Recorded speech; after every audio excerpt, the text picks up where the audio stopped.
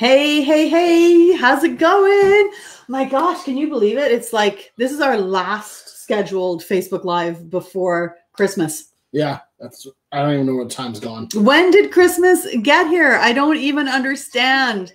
It's just kind of driving me crazy because Christmas is almost here. Yeah. And I'm not ready for it. No, it's one of those things where it just kind of pops up and kind of just hits you, and it's next week. So we hope you all have figured out this crazy Christmas season that we're having, and you're going to get to spend time somehow, some way with people you love, either virtually or in person or whatever it is that you are doing. We hope you have a tremendous time doing it. Yes. What we want to talk about today is all the trimmings. All of them. All of the trimmings. And this is kind of important because it's like Christmas and turkey trimmings and all of that kind of stuff. But we're not talking turkey. No. We're talking trim. I mean. See what I have to put up with? So, yeah, we want to talk about trim. What color do you paint the trim in your house? Any color you want, really. Yep, we're done. See you later. No, there are options. Truthfully, that is one of the options. Is you can literally paint it any color you want. You can put polka dots on it. Who's to tell you otherwise? If you're happy with it, that's all that matters. However, there are some more specifics that we are going to get into today about ideas of what to do with your trim. Right. So when we're looking at painting, the cost of painting is always tied to the amount of brushwork. How finicky is something? How time consuming is it? And so if you're paying somebody to do your trim work, or you're doing it yourself because it's going to take a lot of your time, and your time could be spent doing other things if you chose to do that. But when you're painting trim is just very time consuming. And so it tends to be one of those things that I really encourage people to think about.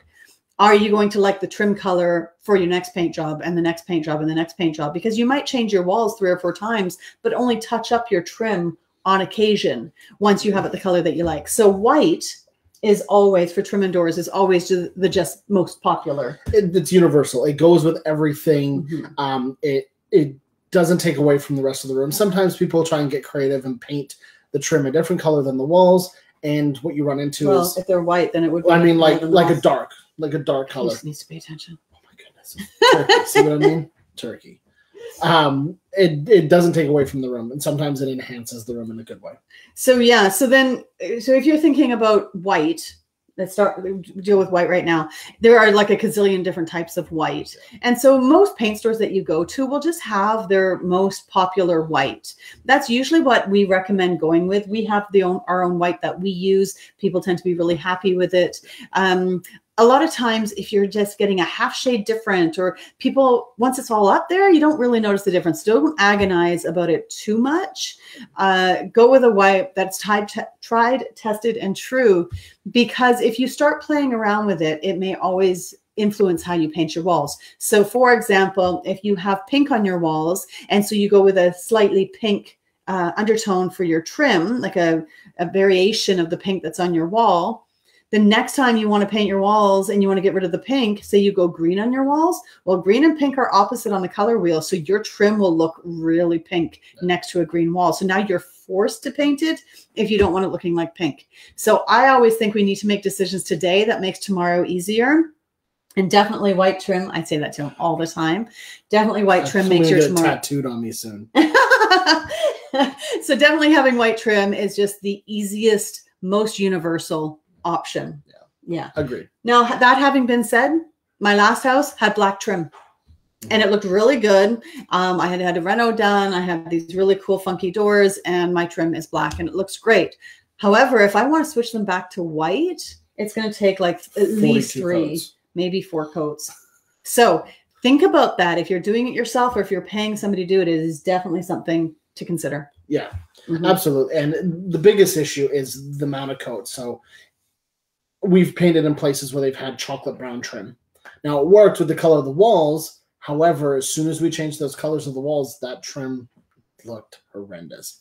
4 coats later, which is more money for each coat. It's just more and more and more money. We finally got it covered and it changed the whole outlook of the place. Granted, that color, like Mom's black trim, looked good for the time. Mm-hmm. And it still looks good. Yeah. As, you know, just because of the style of the house and that sort of thing. But I am dreading the day that that ever has to get changed. So there's that to take into consideration. Still, at the end of the day, I love the way that trim looks black. Like my doors are like a glass 5-panel door. All of my interior doors are. So it really suits the door style. So it'll probably always suit the house. Yeah. However, if that needs to change, it's going to be expensive. Yeah. Mm-hmm. There are other times where I've seen people do trim for doors, for example, where their trim is different color than their doors. And they have the doors that are the same color as the walls in the room, which, again, is great for that particular room with that particular color. But that's another way you can do it. Some people don't think about those things. So that is a option to keep in mind. And so if you think about, too, how much do you want to see the trim and doors on your house? So when you do your trim and your door, like your door and your door frame, 2 different colors, they really start standing out. They pull the eye. They're going to grab people's attention. So if you have that in a room where you have a view of the ocean, say, or a lake, a beautiful view, whatever it happens to be, and you have a fireplace, when somebody walks into that room, they don't know what to look at because there's 3 things trying to get their attention. So in our house, I don't know if you can see it right now. So my walls and my trim are exactly the same color, same product, same color. That's the way I like it because I don't like trim. So I don't want it to stand out. So you can't see it, but this wall here is a black wall and my baseboard and my door, the window frames are also black because I don't like trim. And if there was a door frame there, it would be black. And I have barn doors because I don't want door frames.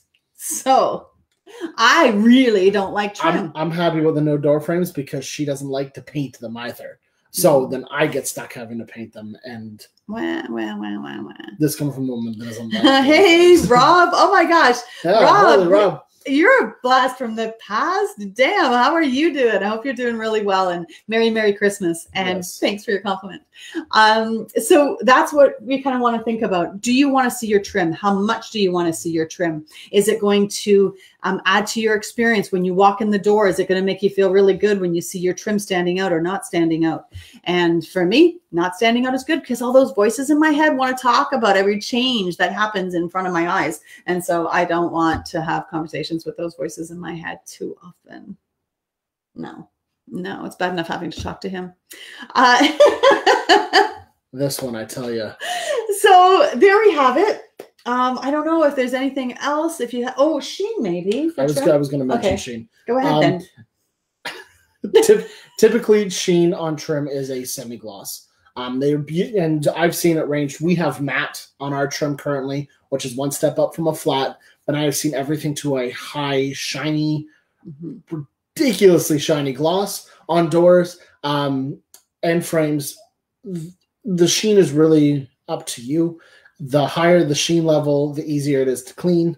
But yet the matte products are washable, scrubbable. They are now, providing you wait for the cure time. Yes. And I think we've talked about cure time, or we're going to. We have.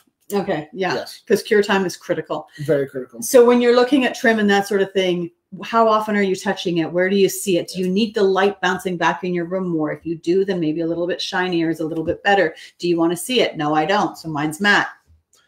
Also, another thing to take into consideration is kids. They playing on the ground, you know. Don't be rude. That's something to think about because they do have dirty hands and they do touch things, and oils from our hands are awful on paint. So the higher the gloss, the more durable it's going to be. Not saying matte's not durable, just the higher the gloss, naturally more durable. But the higher the higher the gloss, the more you're going to see all of the imperfections. So it's not a perfect science. It's always a balance between your pros and cons. So really think about your trim before you start changing it. Think about what you need from it. Like make a plan today so that you're happy with the choice tomorrow.